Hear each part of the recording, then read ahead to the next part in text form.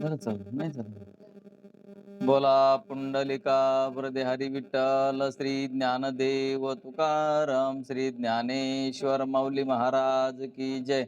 गोपाल श्री कृष्ण भगवान की जय. सच्चिदानंद रोहिदास भगवान की जय. सब संतन की जय.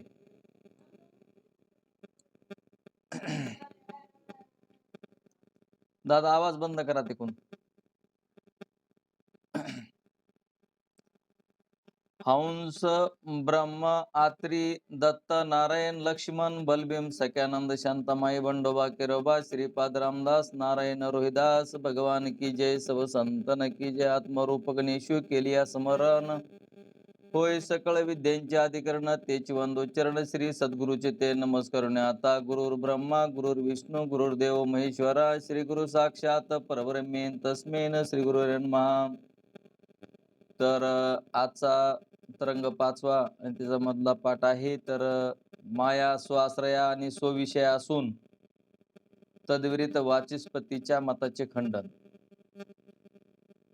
तर माया म्हणले स्वाश्रय आणि स्वविषय असून तद्विरुद्ध वाचस्पतीच्या मताचे खंडन. माया ही शुद्ध ब्रह्माचे आश्रित असून माया ही शुद्ध ब्रह्माचे आश्रित असून त्या ब्रह्मालाच विषय म्हणजे आच्छादन करते. ज्याप्रमाणे शेवाळ पाण्यावर राहून पाण्यालाच आच्छादन करते किंवा घरातील अंधार घरालाच आच्छादन करतो, त्याप्रमाणे ब्रह्माच्या आश्रयावर असलेली माया ब्रह्मासच आच्छादन करते. संक्षेप शरीराकार वेदांत मुक्तावली अद्वैत सिद्धी इत्यादी ग्रंथकाराच्या मायेविषयी स्वाश्रया स्वविषया हा पक्ष आहे. भामती निबंधकार वाचस्पती निराळ्या मतांचे आहेत. त्यांचे असे म्हणणे आहे की मी अज्ञानी आहे व ब्रह्म जाणत नाही या प्रतीतील मी या शब्दाचा अर्थ जीव असा असून अज्ञानी आहे. म्हणजे अज्ञानाचा आश्रय आहे आणि ब्रह्म जाणत नाही या अनुभवाने ते अज्ञान ब्रह्मास विषय करते. अज्ञान ब्रह्मास विषय करते म्हणजे आच्छादन करते. याचा अर्थ अज्ञान जीवाश्रित आहे आणि ते जीव अनेक आहेत म्हणून अज्ञानेही अनेक आहेत. म्हणून अज्ञानेही अनेक असल्यामुळे त्यांचे असे म्हणणे आहे की एकच अज्ञान आहे असे जर मानले तर एकाने ब्रह्मज्ञान संपादन करून अज्ञानाची निवृत्ती केली तर सर्वांचे अज्ञान आणि तत्कार्य प्रपंच यांची निवृत्ती आपोआपच होईल. म्हणजे त्यांचं असं म्हणणं आहे की एकानं जर ज्ञान करून घेतलं तर सगळ्यालाच मुक्ती होईल. कारण एकच जर अज्ञान म्हणलं तर मग सगळ्यांचं काय होईल, एकानं अज्ञानाची निवृत्ती केली तर सगळ्यालाच मुक्ती होईल जर एकच अज्ञान आहे असं म्हणलं तर. म्हणून ते म्हणतो प्रत्येकाच्या ठिकाणी वेगवेगळं अज्ञान आहे आणि एकच आहे म्हणावा तर मग एकानं जर ज्ञान करून घेतलं तर सगळ्यांनाच मुक्ती व्हायला पाहिजे. आता कोणी असे म्हणेल की तसे होण्यास काय हरकत नाही, पण तसे ज्ञान आजपर्यंत कोणास झाले नाही. म्हणजे आता एकाला ज्ञान झालं की सगळे मुक्त होतात का? नाही. तर मग पुढे कोणासही होणार नाही हेच त्याचे उत्तर आहे आणि पुढेही तसं होणार नाही. एक जो मुक्त झाला तोच मुक्त होतोय. म्हणजे ज्याच्यावरतीचं अज्ञान ज्या स्वतःनं ज्यानं दूर केलं त्यालाच मुक्ती काय ती कळती, दुसऱ्याला कळत नाही ना. म्हणजे इथून पाठीमागं झालं नाही, इथून पुढे तसं होणार नाही. तर दुसरी गोष्ट अशी की एकाच्या ज्ञानाने सर्वांचे अज्ञान निवृत्त होते असे जर मानले तर श्रवणादी साधनांची आवश्यकताच राहणार नाही. नाही, आता समजा एकाच्या वरतीचं अज्ञान गेलं की सगळ्याला जर मुक्ती होत असती तर मग हे श्रवण मनन निदेशन करायची जरुरीच पडली नसती. कारण एकाचं अज्ञान झालं की सगळेच मुक्त झाले असते आणि मग तुमचं श्रवण मनन करायची काय गरज होती. तर असं झालं असतं श्रवणादी साधने व्यर्थ होतील. म्हणून मी अज्ञानी आहे ब्रह्म जाणत नाही या अनुभवावरून प्रत्येक जीवाचे ब्रह्मविषयक अज्ञान निर्णय असे मानले पाहिजे. म्हणून ते म्हणतोय की अज्ञान काय करा तुम्ही वेगवेगळे माना. आता अज्ञान वेगवेगळे नाही तर अज्ञान एकच असते, पण प्रत्येकाच्या वरतीला ज्ञान करून घ्यावं लागत असते. तर ते म्हणतो की मग काय करा अज्ञान वेगवेगळे माना. तर या दृष्टीने ज्ञानेश्वर महाराज सुद्धा म्हणतात की आपुली आपण करा सोडवन आणि संसार बंधन तोडा वेगी. आता ज्याला भूक लागली त्याने जेवण करायचं का, ज्याला भूक नाही त्याने बी करायचं का? ज्याला मुक्त व्हायची इच्छा आहे त्यानं अज्ञान घालवायचं. आणि प्रत्येकाच्या वरतीला अज्ञान जे झालेलं आहे, तर ते अज्ञान प्रत्येकानं घालवावं लागतं. तर म्हणून म्हणले माऊली, की "आपुले आपण करा सोडवण, संसार बंधन तोडावे." किंवा "उदरेदात्मात्मनं नामात्मनमवसादयेत." भगवद्गीता श्लोक 5वा. भगवद्गीता अध्याय 6वा आणि श्लोक 5वा यावरून जीवाशे अनेक आहेत. त्याचप्रमाणे अज्ञानी हे अनेक आहेत. तसेच अज्ञानकारी ईश्वर आणि ब्रह्मांडे हे अनेक आहेत. ज्या जीवाला ब्रह्मज्ञान होते त्या जीवाचे अज्ञान व तत्कार्य संसारी सर्व निवृत्त होतात. ज्याचे अज्ञान निवृत्त झाले नसेल त्याचा संसार बंध निवृत्त होत नाही. आता ज्याच्यावरतीला ज्ञान होईल तोच मुक्त होईल ना. आता ज्यानं आरशामध्ये पाहिलं असल, त्या आरशामध्ये आपल्याला स्वतः आपणच दिसतो. ज्यानं पाहिलं आरशात त्याला स्वतःलाच ते दिसेल की नाही.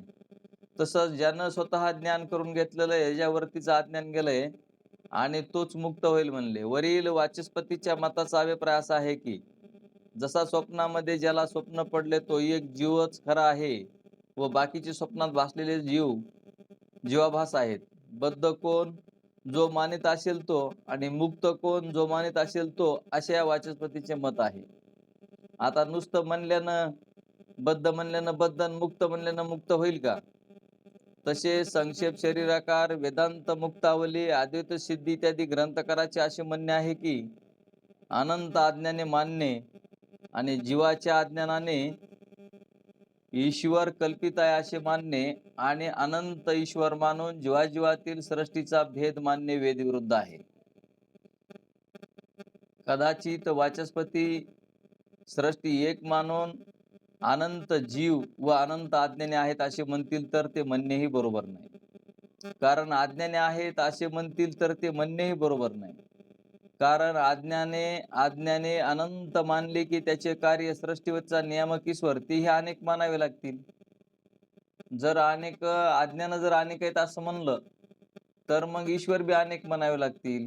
त्याचे कार्य सृष्टीचा नियामक ईश्वर हेही अनेक मानावे लागतील. अनेक अज्ञानी एका ब्रह्मावर आहेत असे जर मानले तर एका जीवाने आपले अज्ञान नाहीसे केले तरी त्याला ब्रह्मज्ञान होणार नाही. कारण बाकीच्यांचे अज्ञान ब्रह्मावर राहणारच. म्हणून एक अज्ञान मानले असता एकाने अज्ञान निवृत्ती केले की बाकीचे आपोआपच मुक्त होतील. म्हणून श्रवणाधिकास व्यर्थता येते. हा एक अज्ञान मानणाऱ्या वाचस्पतीने दिलेला दोष अनेक अज्ञानी मानणाऱ्या वाचस्पतीच्या मतावर येतो.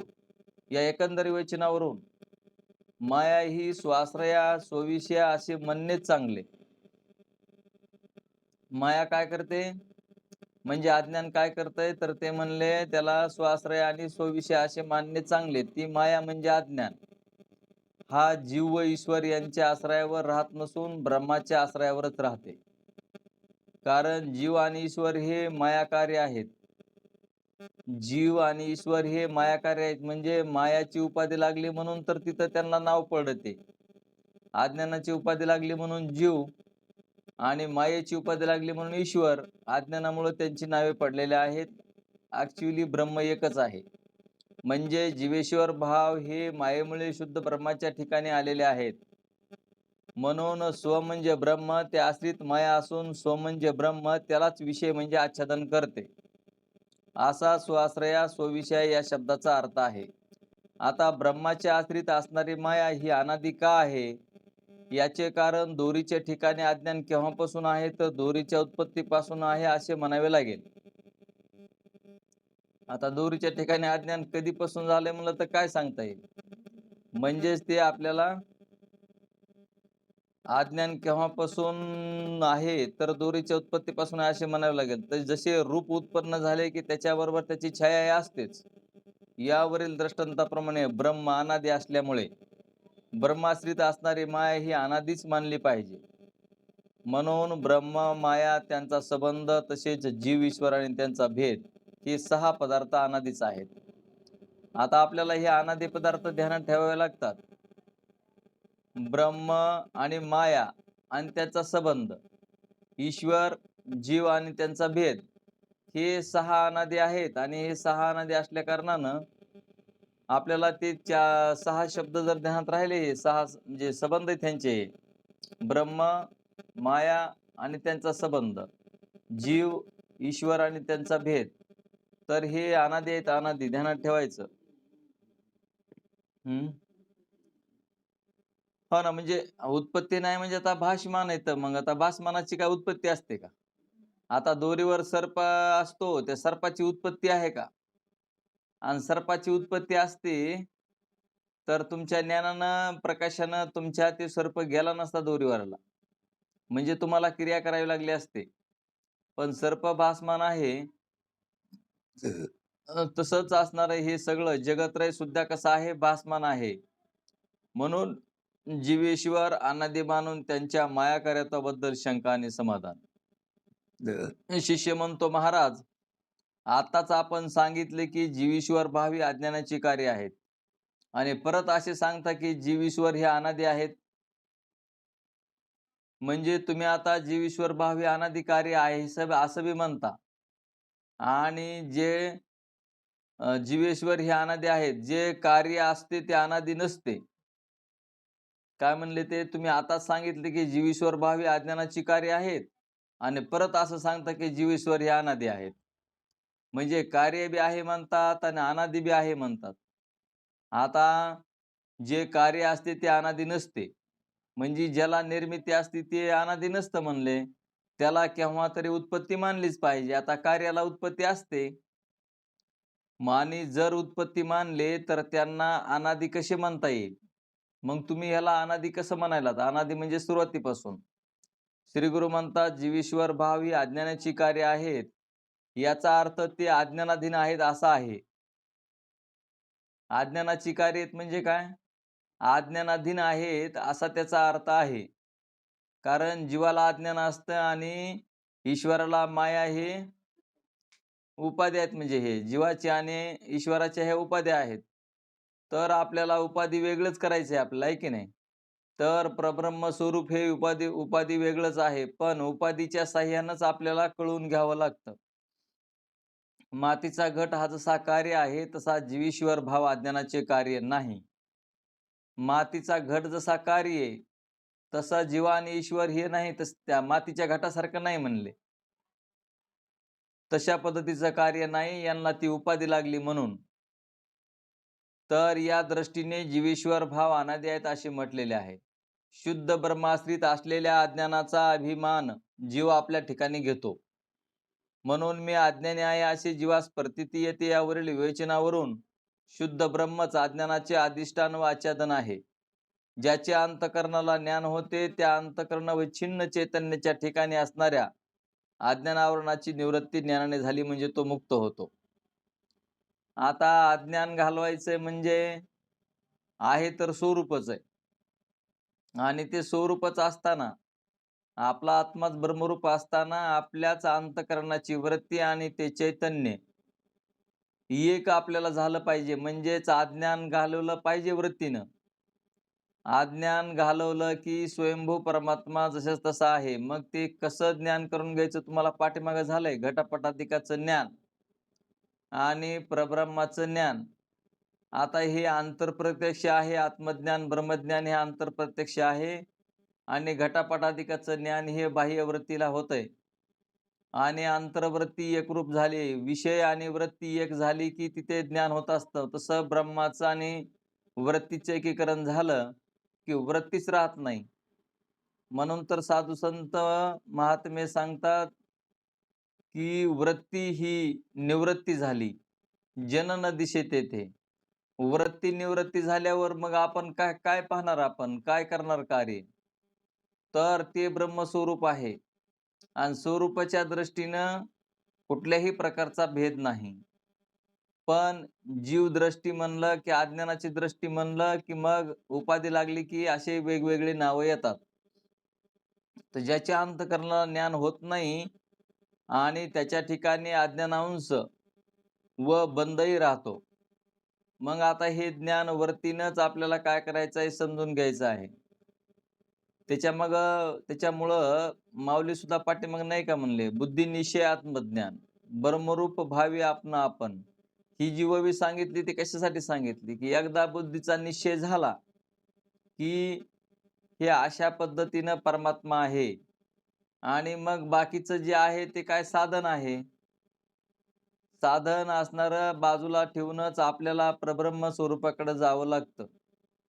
तर प्रब्रह्म स्वरूप साधन म्हणजे प्रब्रह्म नाही. मग हे सगळे साधनं आहेत.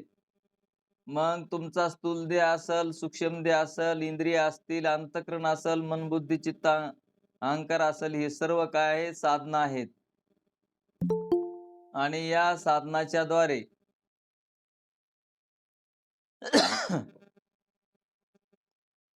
साधनानं आपल्याला ज्ञान आपल्याला करून घ्यायचं आणि साधनं बाजूला ठेवायचे आणि मग आपण आत्मस्वरूप आहोत. तर हे अशा पद्धतीचं ज्ञान आहे ते आपण समजून घ्यायचं. याप्रमाणे एक अज्ञान मानून सर्व व्यवहाराची आणि बंधमोक्षाची संगती लागते. एक अज्ञान मानूनही म्हणजे अज्ञान एकच आहे, पण ते प्रत्येकाला होतं. कारण इथं उपाध्या वेगवेगळ्या आहेत.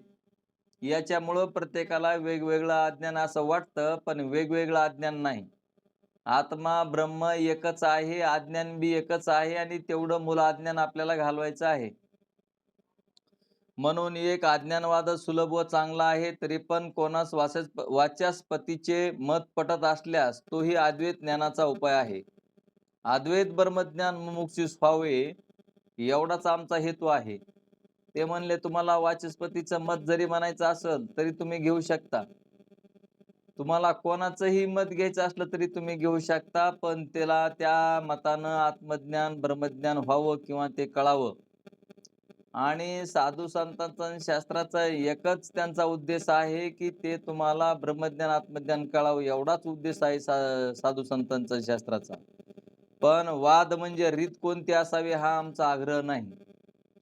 कोणत्या रीतीनं तुम्हाला विवर्तवादानं कळून घ्यायचंय का, अनिर्वचनीय ख्यातीनं कळून घ्यायचंय का, अजतवादानं कळून घ्यायचंय का, दृष्टीसृष्टीवादानं कळून घ्यायचं, तुम्ही कोणत्याही वादानं म्हणजे रीतीनं, वाद म्हणजे रीत आहे. वाद म्हणजे भांडण नव्हे. वाद म्हणजे समजून सांगण्याची रीत आहे. मग तुम्ही कोणत्या रीतीने आत्मज्ञान समजून घ्यायलात? अजतवादानं समजून घ्यायलात का विवर्तवादानं समजून घ्यायलात का अनिर्वचनीय ख्यातीनं समजून घ्यायलात? तुम्ही कोणत्याही रीतीनं, शास्त्राचं म्हणणं एकच आहे, तुम्ही कोणत्याही रीतीने समजून घ्या, परंतु एक आत्मस्वरूपच म्हणजे आपला आत्मा. भागत्याग लक्षणेने तत्त्वमसी महावाक्यार्थाच्या अर्थाने जे तुमचा वाच्यार्थ टाकून लक्षार्थ घेऊन, लक्षार्थ तसा आहे की माझा आत्मा ब्रह्मरूप आहे. मग असणारं हे जे ज्ञान आहे ते कोणत्याही रीतीने तुम्ही समजून घ्या किंवा शास्त्रानं सांगितलेलं आहे, की फक्त अद्वितीय ब्रह्म आहे आणि ते आपलंच स्वरूप आहे. मग आपण हा दिसणारा देह आपण नाहीत किंवा ह्या सगळ्या उपाध्या आहेत आणि मग त्या उपाध्या आपल्याला काढून टाकायच्या सांगितल्या. आता काढून टाकायच्या म्हणजे उपाधी बाजूला ठेवायची ना आपण इकडं बाजूला व्हायचं असं आहे का ते? तर उपाधी वेगळे, निर्विकार आम्ही अशी जी पद्धत आहे, साधू संतांचं जे प्रमाण आहे ते समजून घ्या. शुद्ध ब्रह्माश्रित अज्ञानालाच माया, अविद्या, प्रकृती अशी नावे आहेत. जिच्यामध्ये अचिंत्य शक्ती असून युक्ती पुढे टिकत नाही म्हणून तिला माया असे म्हणतात. मायेमध्ये शक्ती आहे पण ती युक्ती पुढे टिकत नाही म्हणून तिला माया शब्द लावलेला आहे. कशामुळं माया म्हणायचं ते ध्यानात घ्यावे, वाक्य आहे तसं. जिच्यामध्ये अचिंत्य शक्ती असून युक्ती पुढे टिकत नाही म्हणून तिला माया असे म्हणतात. ब्रह्मविद्येने ती निवृत्त होते म्हणून तिला अविद्या म्हणतात. ब्रह्मविद्याने तिची निवृत्ती होते म्हणून तिला अविद्या म्हणतात. आणि ब्रह्मस्वरूपाला आच्छादन करून ज्ञान होऊ देत नाही म्हणून अज्ञान म्हणतात. आता ही मायेचीच कशी नाव आहेत ते बघा. तर जगत कारण आहे म्हणून तिला प्रकृती असे म्हणतात. तसे 4 प्रकारचे नाव मायेलाच आलेले आहेत. म्हणून सामान्य चैतन्य मायेच्या विरोधी नाही. सामान्य चैतन्य मायेच्या विरोधी नाही. उलट साधक आहे. ज्याप्रमाणे सामान्य राजसत्ता लाच खाण्याला सहाय्यक आहे. पण तीच राजसत्ता एखाद्या अधिकाऱ्यामध्ये आविर्भूत झाली म्हणजे लाच खाणाऱ्याला प्रतिबंध करते. त्याप्रमाणे माया व माया कार्य पदार्थामध्ये जे अस्तित्व, भातित्व प्रतीतीला येते ते परमात्म्याचे आहे. आता तुम्हाला जे बी सर्व दृश्य पदार्थ दिसत आहेत आणि जे स्वतःला आपण आहो असं वाटतं आणि सर्व हे जे पदार्थ आहेत ते आहेत असं वाटतं, तर ते फक्त चेतनामुळंच वाटतं. कारण 2 दगड घेतले तर त्या ह्या दगडालाही कळत नाही, त्या दगडालाही कळत नाही. किंवा 2 जड वस्तू कोणच्या बी घ्या, तर ह्याही जड वस्तूला कळत नाही आणि त्याही जड वस्तूला कळत नाही. का असं कुठं बघितलं का तुम्ही, की 2 जड वस्तू आहेत आणि त्या चलत होत्या म्हणून? नाही, असं कधी ऐकाय भेटलं का जड वस्तूचाच तिथं कार्यक्रम चालू आहे म्हणून?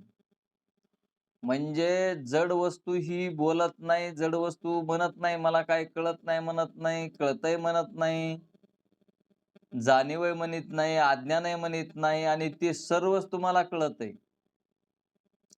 तुम्हाला कळतंय म्हणजे तुम्ही आम्ही हे जीवरूपानं बनलेलो आहोत आणि आपणच काय केलंय अज्ञानानं आपल्याला नाही बांधलं, आपणच अज्ञान ओढून घेतलेलं आहे आपल्याकडं. आपल्याला अज्ञानच नाही. तुम्ही सरळ-सरळ म्हणता, की आम्हाला ब्रह्माचं ज्ञान नाही, आत्म्याचं ज्ञान नाही. आता आम्हाला ज्ञान नाही म्हणणं हे तरी ज्ञानच नाही का?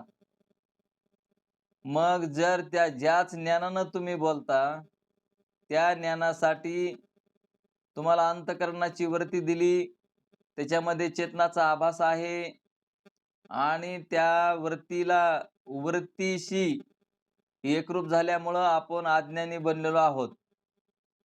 अज्ञानाची जी वृत्ती आहे, त्या वृत्तीशी आपण एकरूप होतो आणि जो परमात्मा आहे, त्या परमात्म्याकडे आपलं लक्ष नाही.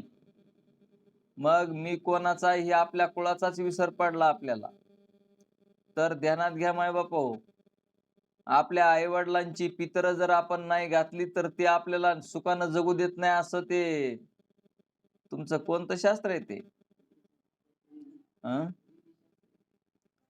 विधिशास्त्र, पूर्वमीमांसा. विधिशास्त्र, पूर्वमीमांसा हे जी शास्त्र आहे, की नित्यनैमित्तिक कर्मामधलं आहे ते कर्म. मग नित्यनैमित्तिक कर्म करून आपल्याला आई-वडिलांची पित्र वगैरे घालावीच लागतात. जर त्यांची पित्र जर नाही घातली, तर ते आपल्याला नीट जगू देत नाही असं म्हणतंय ते शास्त्र. मग जर तसं असेल, तर आपण जर आपल्या कुळाचा विसर पाडला, तर आपण कसे? आपण कोण आहोत? मग तुम्ही म्हणता ना आपलं कुळ कोणचं आहे? तर आपलं कुळ आहे आत्म्याचं. ध्यानात येतंय का आपलं कुळ मूळ मूळ काय आपलं आत्मा आहे. आणि आपण आभास होऊन वरतीशी लग्न झालं की आई-वडिलाला सोडून द्यायचं. अशी रीतच करून ठेवली आता सर्व माणसांनी. कारण जोपर्यंत लहानाचे मोठे होत नाहीत तोपर्यंत झालं. पण लग्न झालं की आई-वडिलाला सोडून द्यायचं. तसं इथं आपण आपल्या आत्मस्वरूपाचं जे ज्ञान समजून घ्यायचं आहे, तर ते आपण समजून घेत नाहीत. म्हणजेच आपल्या कुळाचा आपण विचार करत नाहीत. आपलं सर्वांचं एकच कुळ आहे. तुम्ही म्हणता महाराज इथं तर आपण लय मोठ्या जातीचे जमलोत. जात देहाला नसते आणि जात देवाला बी नसते. ध्यानात घ्या. मला वाटतं आपण इथं बऱ्याच जातीचे जमलेलो आहोत. व्यावहारिक दृष्ट्या. पण मला असं वाटतंय की एखाद्या जातीच्याचं शरीर पंचमहाभूताचं आहे आणि दुसऱ्या जातीचं जर शरीर वेगळंच काहीतरी आहे का? असं आहे का? तर सर्वांची शरीर पंचमहाभूतांचीच. पंचमहाभूतांची म्हणजे हाडं, मांस, रक्त जे बी तुम्ही ह्या शरीरामध्ये पाहता आणि ते बी त्या शरीरामध्ये आहे. म्हणजे इथं शरीराला जात वगैरे लागू पडत नाही. आता इथं सच्चिदानंद रोधत बाबा सांगायचे, जात कशासाठी असती तर बाबा रोटी-बेटी व्यवहार करण्यासाठी जातीचा उपयोग आहे. पण पारमार्थिक दृष्ट्या जात वगैरे काही सिद्ध होत नाही. म्हणजे सर्वांची शरीर पंचमहाभूतांची बनलेली आहेत आणि सर्वांचा आत्मा एकच आहे म्हणजे आपण एकाच कुळाचे आहोत. एकच बाप आहे सर्वांचा. त्यालाच आत्मा असं म्हणतात आणि आत्मा हा ब्रह्मकुळाचा आहे. हा वेदांताचा सिद्धांत आहे. तर मी ब्रह्म आहे हे ज्ञान एकदा जर तुम्हाला झालं, दृढ अपरोक्ष, खात्रीशीर, तर तुमचा परमार्थ संपला माय बाप्पा हो. परमार्थ करायचा संपत असतो आणि हा मिळालेला देह, संसार, जन्म, मरण हे ज्यावेळेस संपायचं त्यावेळेस संपत. हे ताबडतोब संपत नाही. म्हणजे संसार करावाच लागतो का परमार्थ करावाच लागतो. संसार होतच असतो आणि परमार्थ करावा लागतो, पण परमार्थ पूर्ण होतो, संसार पूर्ण होत नाही. का काल भाकरी खाल्ल्या, जेवण केलं, आज खायच्या का नाही खायच्या, म्हणजे संसार संपत नाही, कर्म संपत नाही, पण परमार्थ करायचा संपतो. ध्यानात घ्या. ज्याला दृढ अपरोक्ष ज्ञान झालं, ज्याला असंभावना विपरीत भावना गेल्या, ज्याच्या बुद्धीचा निश्चय झाला की माझा आत्मा ब्रह्मरूप आहे, त्याचा परमार्थ संपलेला असतो माय बाप हो. मग त्याचं आपण म्हणतो की नामचिंतन करायचं. नामचिंतन हे करूनच आपल्याला ज्ञान होत असतं. पण मी ब्रह्म आहे जरी म्हणला तरी तो जीवच राहील. मी शब्द काढून टाकून, उपाध्या बाजूला ठेवून त्याच्याशी एकरूप व्हावं लागतं. आता उपाधी जर बाजूला राहिली नाही तरी आपला कान ही वरली सुस्कुली कानाची, करंजी सारखा आकार कानाचा जो आहे, ते कानाची उपाधी आहे कानाची. मग आतल्या कानाचं ज्ञान करून देऊन ती बाजूला राहते, म्हणजे तिथेच राहते, पण ती कानाचं ज्ञान करून देऊन बाजूला राहते, त्याला उपाधी म्हणतात. मग उपाधी वेगळे, निर्विकार आम्ही.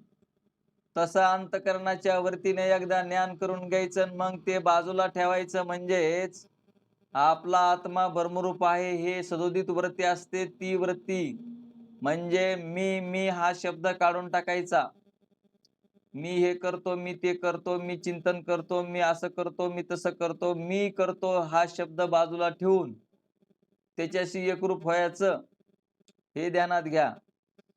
म्हणून अस्तित्व, भातित्व, प्रतीतला येते ते परमात्म्याचे आहे, पण ते मायाच्या विरोधी नाही. सामान्य चैतन्य कोणाच्याही विरोधी नसतं. सामान्य चैतन्यच आपल्याला त्या सर्वाला, अज्ञानाला प्रकाशित केलेला आहे. उलट साधक आहे ते चैतन्य अहम ब्रह्मास्मी अशा वृत्तीत प्रतिबिंबित झाले, म्हणजे ते अज्ञानाच्या विरोधी आहे, किंवा चैतन्यासही असलेली वृत्ती ती अज्ञानाच्या विरोधी आहे. ज्या वेळेस वृत्तीला अहम ब्रह्मास्मी, आता सामान्य आणि विशेष कळतं का, तर तुम्ही सर्व अभ्यासू आहात. तर सामान्य म्हणजे काडीपेटीतला अग्नी.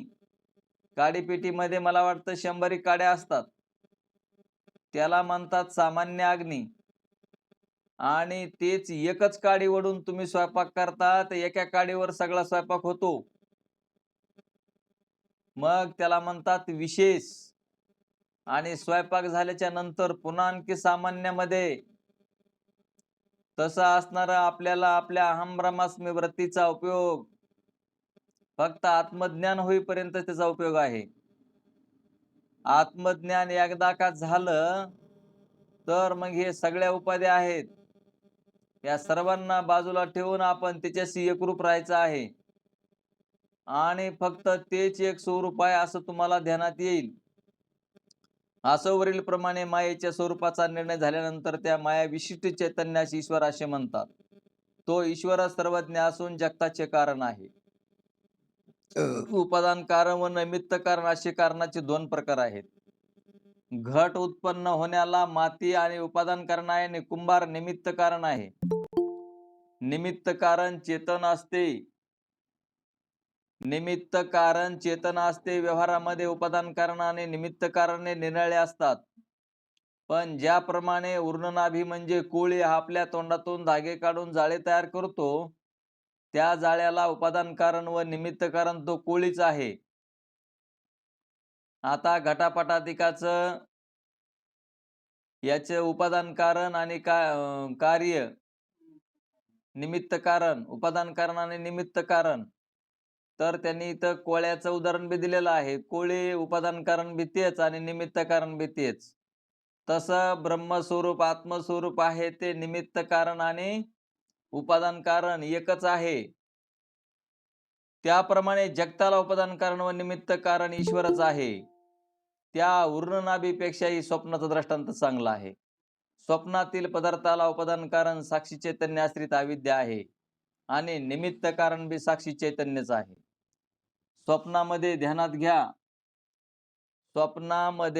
स्वप्नातील पदार्थाला उपादान करणास साक्षी चैतन्य आश्रित अविद्या आहे आणि निमित्त कारण साक्षी चैतन्य आहे. म्हणजे स्वप्नाला उपादान कारण आणि निमित्त कारण ज्याला स्वप्न भासते तोच आहे. म्हणजे साक्षीलाच आपल्याला कळतं की नाही स्वप्नामध्ये. बरं, स्वप्नामध्ये साक्षी का घेतलेला आहे, तर तिथे अविद्यावृत्ती आहे म्हणून. त्याप्रमाणे ईश्वरच जगताला निमित्त कारण उपादान कारण आहे. ईश्वरच जगताला निमित्त कारण आणि उपादान कारण आहे. तर हे सर्व चांगलं ध्यानात घ्या. जगतास केवळ ईश्वर कारण नाही, असा पॉइंट पुढे घेतलेला आहे. तर ईश्वर जगत उत्पन्न करतो, तो आपल्या इच्छेप्रमाणे जगत निर्माण करीत नाही. कारण ईश्वरापाशी आपपर भाव नाही. ईश्वर त्याच्या मनानं असं कोणाला काही कमी जास्त करत नाही. जसे आपले कर्म असतील तसं तो फल देतो आणि त्याच्याचमुळं ईश्वराला कठोर असं म्हटलेलं आहे. ध्यानात येतंय का? आपण म्हणतो आम्ही देवाची लई सेवा करतो, पण आमच्या पाठीमागं विघ्न कसे लागतात, आम्हाला दुःख कसं होतं, मग देवदेव करून काय फायदा, असं जे आपण बोलतो, तर आपण थोडीफार देवाची सेवा केली की देवाला आपण म्हणतो, देवा मी तर तुझा भक्त आहे, मग मला ही अशी संकट यायला नाही पाहिजे, दुःख नाही व्हायला पाहिजे, असं जे आपण म्हणतो. आपली जी पूर्वीची कर्म आहेत त्या कर्माची फेड कोणी करायची? एखाद्या मनुष्याला ₹1,00,000 पगार आहे, ₹1.5 लाख पगार आहे, ₹2 लाख पगार आहे. आता त्या मनुष्याला त्या पगाराचा भोग मिळेल की नाही? मग तिथं आपल्याला सुख असेल त्यावेळेस आपल्याला बरं वाटतं. आणि पूर्वजन्मी आपण जे पापाच्यामुळे आपल्याला गरिबी प्राप्त झालेली आहे. आपण दान केलं नाही. आपण पुण्याच्या गोष्टी कोणत्याच केल्या नाहीत. अन्नदान केलं नाही, ज्ञानदान केलं नाही, कर्म उपासना केली नाही आणि मग आपल्याला सुख मिळावं असं वाटतं. मग आता आपण जर काही दानधर्म जर केला असता किंवा दुसऱ्याशी सरळ मनानं वागला असता, तर मग आता आपल्याला दुःख भोगण्याची वेळ आली नसती. पण आपण तसं करत नाहीत. आपण स्वार्थापुरतं पाहतो किंवा स्वार्थ आपण बघतो. आता तुम्ही सांगा, या देहाची, हे जी देह पंचमहाभूताचा आहे, या देहानं पूर्वजन्मी कोणीतरी साधू महात्मे साधक पात्रावर जेवायला बसलेले असतील आणि त्यांना उठवून बाहेर घातलं असेल, अन्नदान केलं नसेल या माझ्या या प्रकृतीकडून, म्हणून तर किडनी काढून टाकली. आता खाऊ नको म्हणतंय, खाल्लेलं पचत नाही. मग हे पापाचं फल नाही का? मग पूर्वजन्मी ज्यानं करून ठेवलं ते त्यालाच आता भोगावं लागतं, असा ईश्वर आहे. तर ध्यानात घ्या, ईश्वर हा, आपण ईश्वराला म्हणतो की हा कसा निष्ठुर झाला माझ्याशी. ईश्वर निष्ठुर नाही, आपल्या कर्माची फळं आपल्यालाच भोगावी लागतात. आपण केलेल्या कर्माचं फळ आपल्यालाच ते सारावं लागतं. सुख असलं तरी आपल्यालाच घ्यायचंय आणि दुःख असलं तरी आपल्यालाच सारायचंय. तर हे ध्यानात घ्या. म्हणून मागच्या कल्पाच्या वेळी जेव्हा प्रलय काळ झाला त्यावेळी जीवाचे कर्म फल देण्यास सन्मुख नव्हते. अव्यक्त स्वरूप मायेमध्ये आपल्या आपल्या संस्काराने जीव लीन होते. पुढे जेव्हा त्या सर्व जीवाचे कर्म फल देण्यास सन्मुख होते, तेव्हा ईश्वर इच्छेने त्या जीवांच्या कर्मानुसार ईश्वर सृष्टी उत्पन्न करतो. आता ईश्वर सृष्टी उत्पन्न कशी करतो ते पहा. ज्याच्या त्याच्या कर्मानुसार सृष्टी उत्पन्न करतो. आता हे गवताचं जे बी असतं, गवताचं बी उन्हाळ्यामध्ये सुद्धा एवढ्या कडक उन्हामध्ये सुद्धा जिमनीमध्ये गुप्त रूपानं असतं आणि त्याला काहीच होत नाही. हे ध्यानात घ्या. दगडाच्या लाह्या होत्यात म्हणतेत. एवढं ऊन कठोर पडतंय आणि तरी सुद्धा त्या बीजाला, गवताच्या बियाला काहीच होत नाही. त्याला कोण सांभाळतंय? तर ते एवढं अज्ञान दृढ असतंय ते. तर त्याप्रमाणेच आपली जी कर्म आहेत, ती कर्म आपण केली, त्या कर्माचं फल आपल्यालाच भोगावं लागेल. दुसरं कोण भोगेल? आपण ₹1,00,000 पगार आहे, तो ₹1,00,000 ₹2,00,000 पगार आहे, तो कोण भोगतंय? त्याचा उपभोग कोण घेतं? ज्याची तेच घेत असतो. आणि ज्याला दुःखाचे प्रसंग येतात, ते सुद्धा ज्याची तेच भोगतो. तर आपल्याच कर्माची फळं आपल्याला मिळतात. ईश्वर हा कर्मानुसार आपल्याला फळ देत असतो. म्हणून तो उच्च-नीचपणा काही पाहत नाही. तर ईश्वर स्वइच्छेने जगत निर्माण करतो असे जर मानले, तर ईश्वराकडे वैषम्य, निर्गुण्य दोष येईल. ईश्वराने स्वइच्छेने सृष्टी केली, तर त्यामध्ये काही जीव सुखी का आणि काही जीव दुःखी का, तसेच काही मनुष्य का आणि काही पशु का आहेत.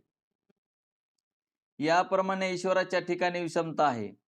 तसेच दुःखी जीवांना उत्पन्न करण्यामध्ये निर्दयता आहे असे म्हणावे लागेल. पण ईश्वराच्या ठिकाणी हे दोष नाहीत.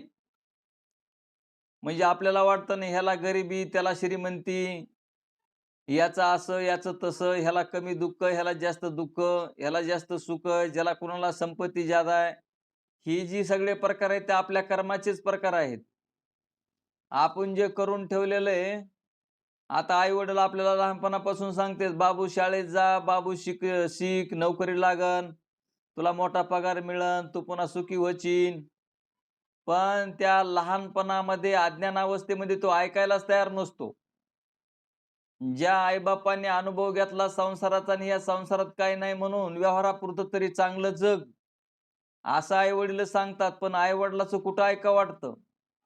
आणि आई-वडिलाचं न ऐकता ज्यावेळेस तो टाईम निघून जातो, त्यावेळेस म्हणतो कधीतरी, "नाही, नाही, मला लय शाळेत जा म्हणत होते, अभ्यास कर म्हणत होते, पण मी त्यावेळेस अभ्यास केला नाही, शाळेमध्ये गेलो नाही. आता मी कलेक्टर झालो असतो."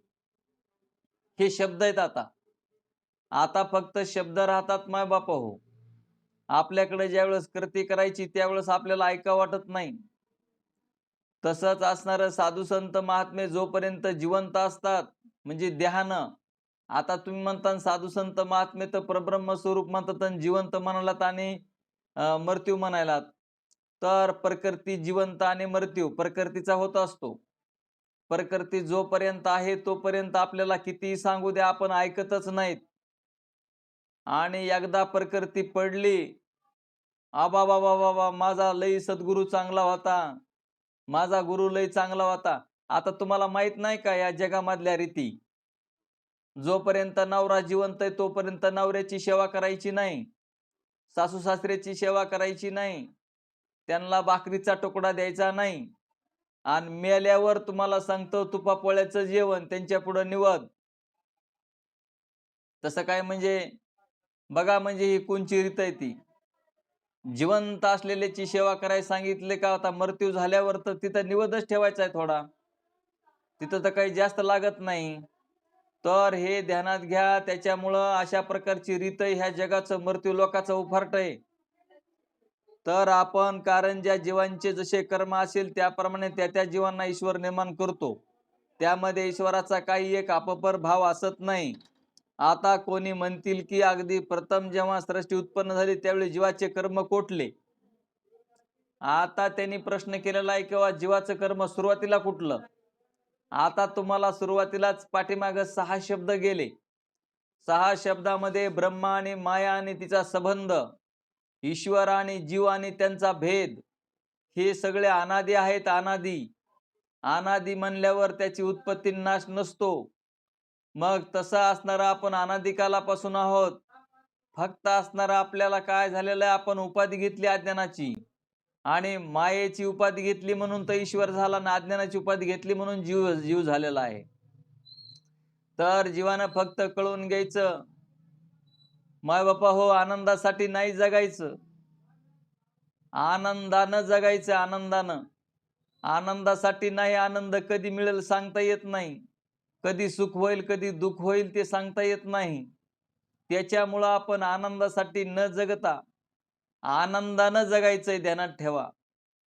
जेवढा बी वेळ आपल्याला मिळेल परमात्मा स्वरूपाचं चिंतन करावं, परमात्मा स्वरूपाकडं पाहावं, त्याचे ग्रंथ पाहावे, शास्त्र पाहावं, ज्ञानेश्वरी वाचा, तुकाराम गाथा वाचा, दासबोध वाचा, एकनाथी भागवत वाचा आणि तुम्ही कोण आहात हे ओळखून घ्या. हे आरशे आहेत, आरशे.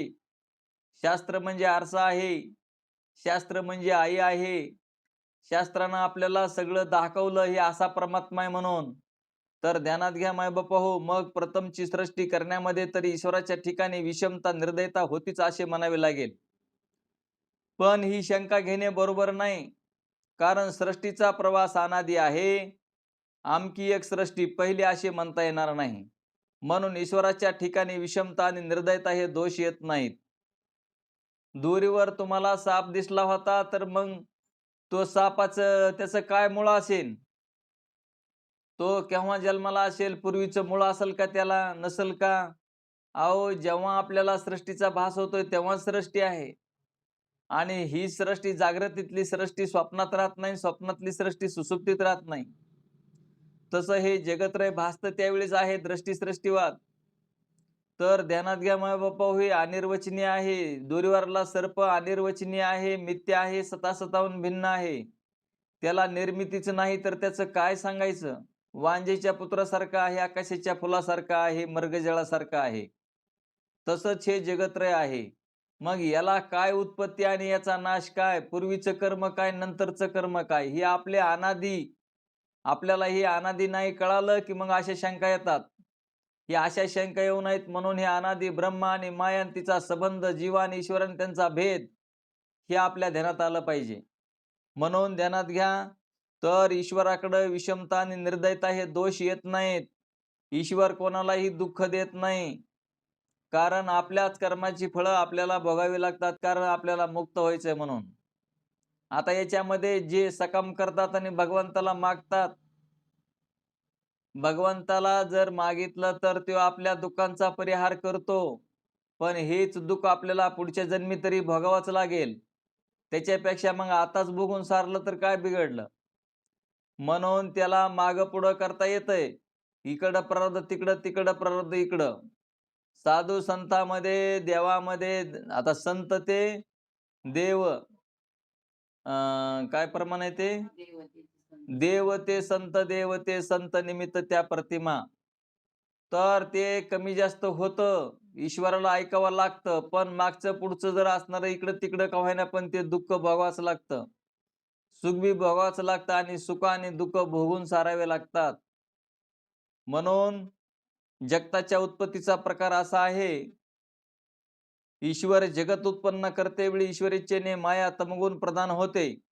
त्या तमगुण प्रधान मायेपासून आकाश, वायू, अग्नी, जल आणि पृथ्वी ही पंचमहाभूते उत्पन्न होऊन त्यांच्या ठिकाणी कर्माने शब्द, स्पर्श, रूपरस, गंध हे गुण उत्पन्न होतात.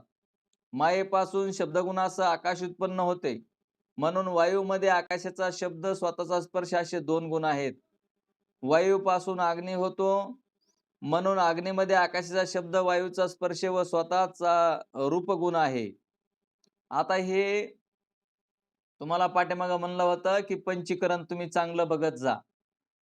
मग पंचीकरण जर आता चांगलं बघितलं असतं तर आता इथं काय चाललंय ते कळालं असतं. जगाच्या उत्पत्तीच्या प्रकारामध्ये आता हे सगळं पंचीकरणच इथं सांगायलेत. मग आता पंचीकरण कुणी वाचायचं? कोणाच्या वरतीला ज्ञान करून घ्यायचंय तर ज्याच्या त्याच्याच वरतीला ज्ञान करून घ्यायचंय. अज्ञान कोणी घालवायचं? ज्याची त्यांनीच घालवायचंय. म्हणून अग्नीपासून जलाची उत्पत्ती होते. म्हणून जलामध्ये मागील भूतांचे शब्द, स्पर्श, रूप असा स्वतःचा रसगुण आहे. जलापासून पृथ्वीची उत्पत्ती होते. म्हणून मागील भूतांचे शब्द, स्पर्श, रूप, रस स्वतःचा गंधगुण आहे. आकाशाचा प्रतिध्वनी शब्द आहे. वायूमध्ये आकाशाचा शिशी असा शब्द व उष्ण किंवा शीतस्पर्श आहे. अग्नीमध्ये भुगभुग शब्द आणि उष्ण स्पर्श प्रकाशमान रूप आहे. आणि जलामध्ये बुडबुड शब्द, शीतस्पर्श शुक्ल रूप आणि मधुर रस आहे. जलामध्ये खारटपणा वगैरे प्रतीतीला आले तर हे पृथ्वी संबंधाने आले असे समजावे. पृथ्वी कडकड असा शब्द, कठीण स्पर्श, नीलपित्तादी रूप, मधुर आंबट इत्यादी रस आणि सुगंध किंवा दुर्गंध हे गंध आहेत. वरील प्रत्येक भूतामध्ये स्वतःचा एक गुण असून बाकीचे गुण त्याला कारण असलेल्या भूतापासून आलेले आहेत असे समजावे. तर हे पंचमहाभूतापासून कोणतं कोणामध्ये कसं मिसळत आहे ते तुम्हाला पंचीकरणामध्ये सांगितलेलं आहे. सर्वांचे मूळ कारण ईश्वर आहे. ईश्वर म्हटला की माया आणि ब्रह्मचैतन्य हे दोन भाग येतात. ईश्वर रचित जगतामध्ये जे मिथ्यात्व दिसते ते मायेचे आहे आणि जगतामध्ये जे सत्तास्फूर्ती म्हणजे सच्चित जे दिसते ते चैतन्याचे आहे. तर आपण हे ध्यानात घेतलं पाहिजे. हे पंचीकरण ज्याला कळल त्यालाच विचारसागर कळतंय पुढं पुढं. पंचीकरण ज्यांचं पाठ नाही त्यांना हे कळत नाही, म्हणून पंचीकरण चांगलं समजून घ्या. पंचीकरण एकदा म्हणता 100 वेळेस वाचा आणि ते ध्यानात घ्या चांगलं. पंचीकरण चांगलं जमलं की मग विचारसागर कळेल. विचारसागर कळाला की मग तुमच्यावर अंतःकरण कृपा होईल.